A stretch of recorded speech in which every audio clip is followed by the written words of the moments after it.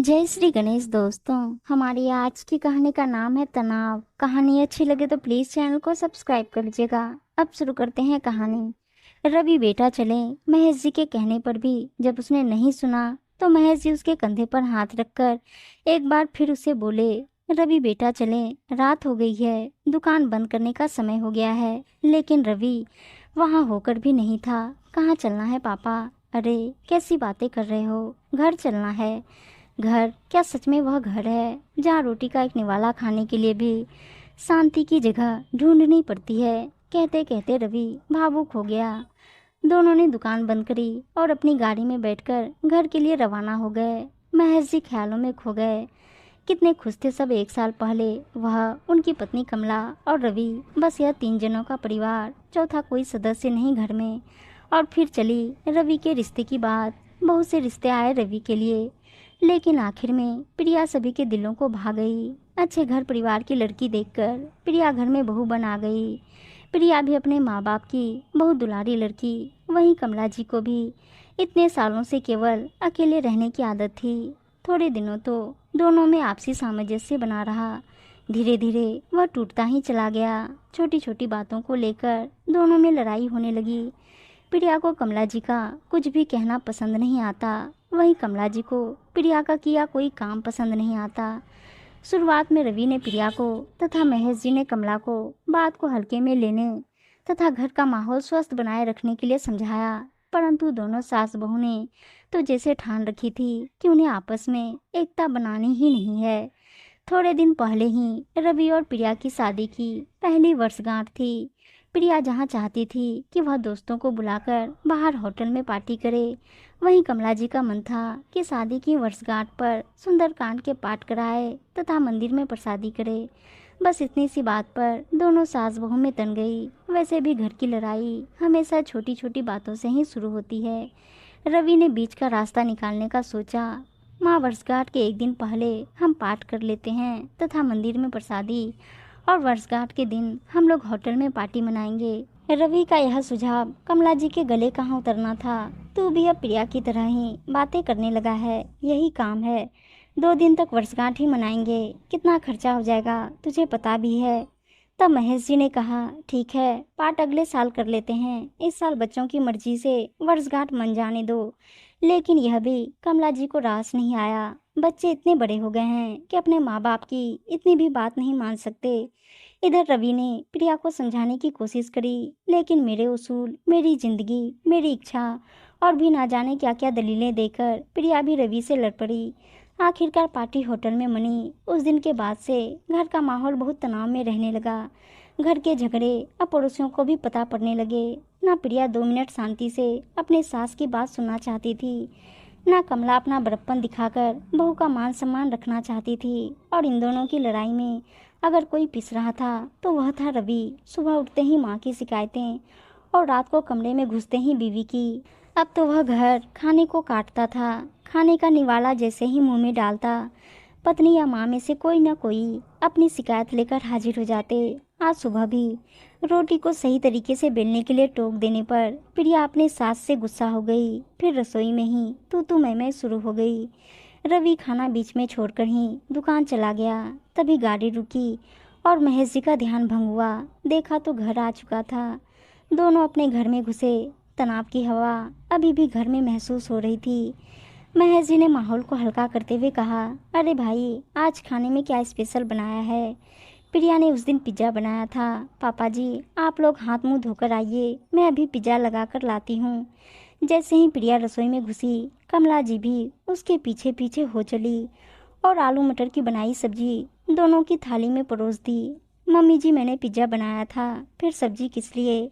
तुम्हारी इन चीज़ों से तुम्हारा पेट भरता होगा। मेरा बेटा और पति ऐसी चीज़ें खाने के आदी नहीं है। तो आप क्या चाहती हैं कि मैं इतनी मेहनत करके पिज्ज़ा बनाऊं और साथ में रोटी सब्जी भी? मेरी मेहनत का क्या फ़ायदा? तभी तो तुम्हें कहती हूँ, घर अपनी मर्जी से नहीं चलता है। जिसको जो चाहिए वह देने में तुम्हें बहुत जोर आता है। यह तो तुम्हारी जिम्मेदारी थी कि पिज्ज़ा बनाने से पहले तुम्हें मुझसे पूछना चाहिए था। तुमने एक बार भी नहीं पूछा, इसलिए मैंने पीछे से आकर आलू मटर की सब्जी बना दी। मम्मी जी, यह घर मेरा भी है, इस घर पर मेरा पूरा अधिकार है। कोई काम कैसे करना है यह मैं भी अच्छे से जानती। घर तुमसे पहले मेरा है। साल भर हुआ है तुम्हें घर में आए। सालों से इस घर की एक एक चीज को मैंने अपने हाथों से संवारा है। इतनी जल्दी अपना अधिकार जमाने की कोशिश मत करो। और एक बार फिर दोनों में नोकझोंक शुरू हो गई। आज रवि का दिल भर आया। सुबह भी ढंग से खाना नहीं खाकर गया था और अब भी ऐसी लड़ाई देख उसका खाने का मन नहीं था। टेबल पर से उठकर वह अपने कमरे में चला गया।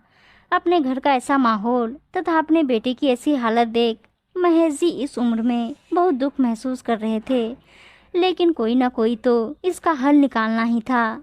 सीधे उठकर रसोई में गए और दोनों से कहा, किसी को खाने में कुछ भी लाने की जरूरत नहीं, मैंने खाना बाहर से ऑर्डर कर दिया है, मैं और रवि वही खा लेंगे। सुनते ही दोनों सास बहू डर गई। यह वही महेश जी हैं जिन्होंने तेज आवाज में आज तक एक शब्द भी नहीं बोला।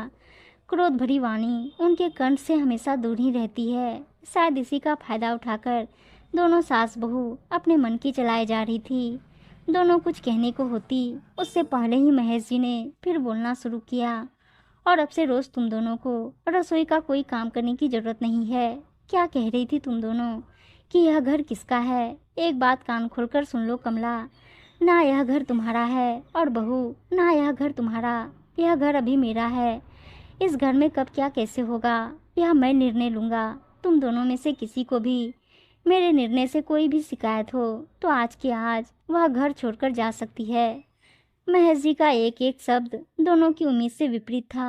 आपसी लड़ाई झगड़े को उन्होंने एक खेल समझ रखा था, बिना यह सोचे समझे कि उनकी यह हरकतें घर के माहौल को किस दिशा में लेकर जा रही है। महेश जी का गुस्सा अभी भी शांत नहीं हुआ। उन्होंने रवि को बुलाया और ऑर्डर किया हुआ खाना मंगाकर बैठकर खाने लगे। कमला जी और प्रिया दोनों ही यह दृश्य देखकर विचलित हो गई। दोनों की ही दिन भर की कड़ी तैयारियां उन्हें मुँह चिढ़ाने लगी। एक गृहिणी के लिए सबसे ज़्यादा विचलित पल वह होता है जब उसकी बनाई तैयारियों को उसके घर वाले ही अस्वीकृत कर दे। कमला जी ने एक बार फिर महेश जी को मनाने की कोशिश करी, लेकिन महेश जी ने कोई प्रत्युत्तर नहीं दिया। पूरी रात कमला जी की करवटों में निकली।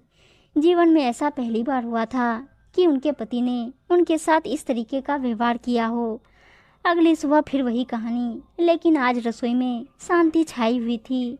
दोनों सास बहू बिना किसी लड़ाई और बिना किसी तर्क वितर्क के खाना बना रही थी, पर बाप बेटे ने तो जैसे ठान ली थी इतने महीनों से हो रही परेशानी एक पल में तो मिटने वाली थी नहीं। उस दिन भी उन्होंने बाहर से खाना मंगाया और खाकर दुकान चले गए। मन तो दोनों का भी बहुत परेशान हो रहा था, पर हाँ, लड़ाई की परिस्थिति से तो यह परिस्थिति ज़्यादा अनुकूल थी। इतना काफ़ी था दोनों सास बहू को अपनी गलती समझने के लिए। अगर कोई तर्क वितर्क करा तो घर के बाहर का रास्ता महेश जी दिखा चुके थे। रात को पुनः जैसे ही दोनों घर पर आए, देखा तो खाना पहले से ही टेबल पर सजा हुआ था, लेकिन फिर भी उन्होंने खाना ऑर्डर करने के लिए मोबाइल उठाया। कमला जी ने फोन हाथ से छीन लिया। यह क्या बचपना लगा रखा है जी? रोज रोज हम इतनी तैयारियां कर रहे हैं और आप इस तरीके से बाहर से खाना मंगा रहे हैं। क्या सच में बचपना मैंने लगा रखा है या तुम दोनों ने? पिछले कई महीनों से मैं तुम दोनों का यह नाटक देख रहा हूँ। कभी सोचा भी है तुम्हारी ऐसी हरकतों से रवि पर क्या बीतती होगी? कमरे में जाओ तो बहू चैन नहीं लेने देती, बाहर आओ तो उसकी माँ उसे खाने का निवाला तक मुंह में चैन से रखने नहीं देती। प्रिया तो इस घर में नहीं है कमला, लेकिन तुम्हें क्या हो गया? जैसे रवि तुम्हारा बेटा है वैसे प्रिया तुम्हारी बेटी। क्या हो गया अगर उसने अपनी कभी चला ली तो? क्या हो गया अगर उसने अपनी पसंद की कोई वस्तु बना ली? सास बनने का मतलब केवल यही है कि बहू के ऊपर हमेशा हक ही चलाती रहे, और अगर बहू उसकी नहीं सुने तो फिर वह ऐसा तनाव भरा माहौल खड़ा कर दे। और प्रिया कहना तो नहीं चाहता, पर क्या यही संस्कार लेकर आई हो? तुम्हारे घर में भी माँ बाप हैं, भाई भाभी हैं।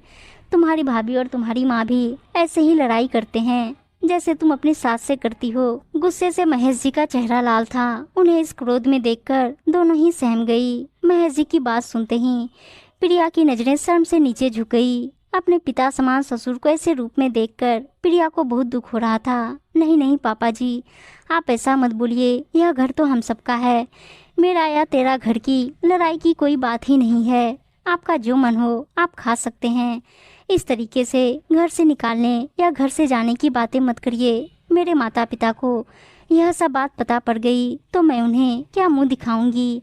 कहते कहते प्रिया रोने लगी। कमला जी को भी अपनी गलती का एहसास हो रहा था। नहीं जी नहीं, आप लोगों के बिना यह परिवार ही क्या है। आप निश्चिंत होकर घर में रहिए। हमारा दायित्व बनता है कि आप लोगों को घर का खुशनुमा और अच्छा माहौल दे। एक माँ और पत्नी को भला कैसे चैन मिल सकता है कि उनकी आंखों के सामने उनके घर वाले यह मैदा की रोटियां और तेल में तैर रही सब्जियां खाए। पता नहीं मुझे क्या हो गया था, जरा जरा सी बातों पर क्रोधित हो रही थी। यह घर किसी एक का नहीं, हम सबका है। हमें हमारी गलतियों के लिए माफ करिए। कहते कहते कमला जी की आंखों से भी आंसू बहने लगे। माँ तो इसी बात पर अब जल्दी से खाना लगा दीजिए, पेट में चूहे दौड़ रहे हैं। रवि अपनी आंखों में खुशी तथा उम्मीद के मिश्रित भाव लाते हुए बोला। दोनों सास बहू ने मिलकर खुशी खुशी सभी के लिए खाना लगाया। कमला जी ने अपने हाथों से रवि को गाजर का हलवा खिलाया। महीनों बाद आज घर का माहौल सुकून भरा तथा तनाव मुक्त था। सभी आपसी कड़वाहट भुलाकर नए रिश्ते को पनपने का मौका दे रहे थे। करे भी क्या, जब घी सीधी उंगली से नहीं निकलता तो उंगली टेढ़ी करनी पड़ती है, सोचकर महेश जी मुस्कुरा दिए। उम्मीद है दोस्तों कहानी अच्छी लगी होगी और अच्छी अच्छी कहानियां सुनने के लिए चैनल को सब्सक्राइब और वीडियो को लाइक शेयर जरूर कर दीजिएगा। धन्यवाद दोस्तों।